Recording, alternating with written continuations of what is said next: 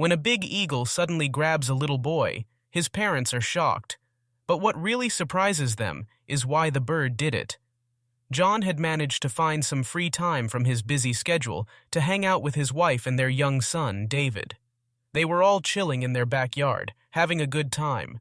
John's parents were there too, relaxing on the grass with some snacks and drinks. Everything seemed perfect until David wandered off into the tall grass to check out some pretty flowers.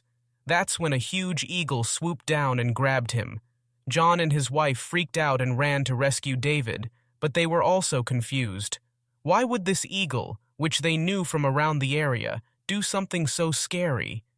John started wondering if maybe his past interactions with the eagle had somehow made it think it was okay to take David. He'd grown up on the ranch and wanted to make it better when he came back with his wife. They were all about enjoying life, but now they had to figure out how to deal with this unexpected danger. John and Jennifer went exploring on their ranch, which is surrounded by fields where their animals graze and crops grow for their business. John loved the feeling of freedom he got from being on the cliffs there, which reminded him of a passion he hadn't felt in a long time. Even simple tasks on the farm became fun for him. One day, while they were relaxing by the river, they noticed something strange on the other side. At first, they thought it was a big fish, but it turned out to be a creature with wings struggling in the water. John went into the river to help.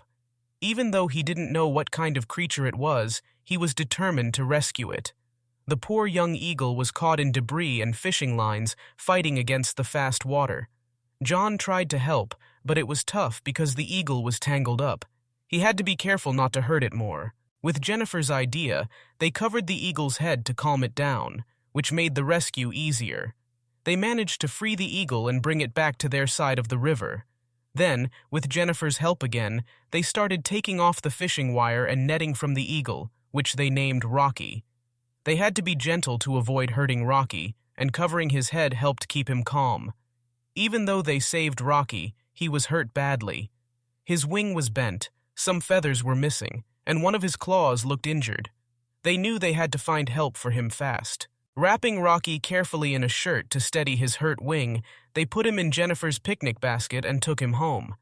They quickly got in touch with the local vet, who knew their pets well, for urgent help. Even though they didn't know of any wildlife centers nearby, they knew Rocky needed help right away. The vet came with a bird cage and started fixing Rocky up. He put a bandage on Rocky's wing, tended to his hurt claw, and gave him a shot to calm him and help him heal. Because they lived far away and Rocky was badly hurt, the vet said most wildlife places might not be able to help. So John and Jennifer decided to care for Rocky themselves, with advice from the vet. They followed the vet's directions for feeding Rocky, even giving him extra vitamins to get better quickly.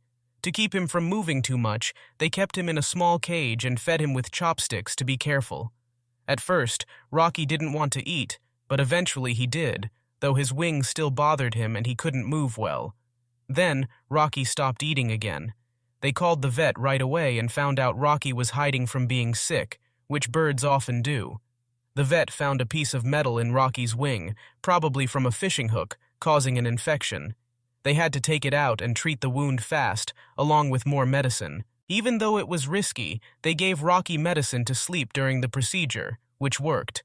Rocky got better faster after that, though he was sometimes grumpy, but mostly calm. As he got stronger, they made a bigger place outside for him to get used to moving around again.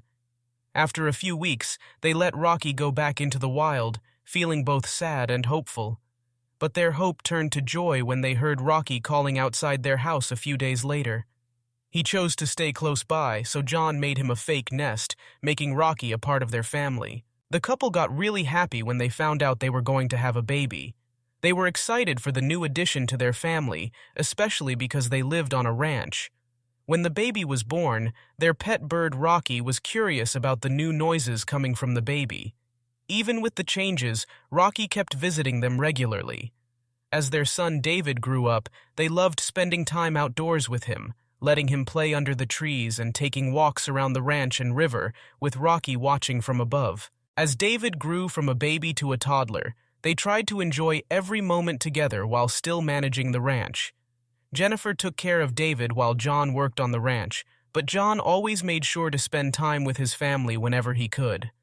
One evening in spring, while they were in the garden having snacks and watching David play, Rocky suddenly grabbed David. Everyone panicked, but David stayed surprisingly calm. It turned out Rocky was trying to protect David from a snake nearby. Thanks to Rocky, David was safe, but Rocky got hurt in the process. They took care of Rocky until he got better, and he went back to being their guardian from the sky.